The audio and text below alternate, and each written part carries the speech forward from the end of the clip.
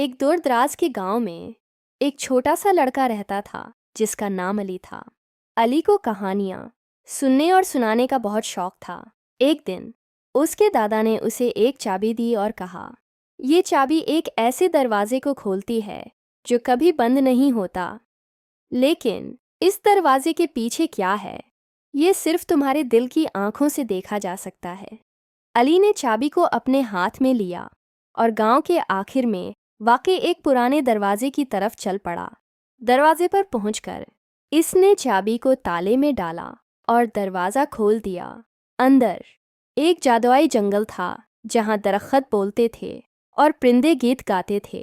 अली ने जंगल में एक छोटे से खरगोश से दोस्ती की जिसका नाम चुन्नू था।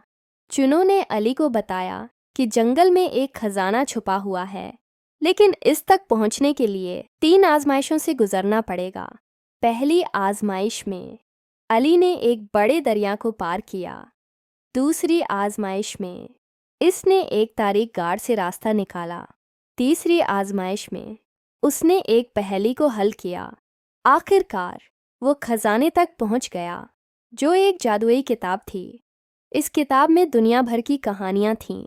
अली ने किताब को अपने गांव में ले जाकर सबको कहानियां सुनाना शुरू कर दी।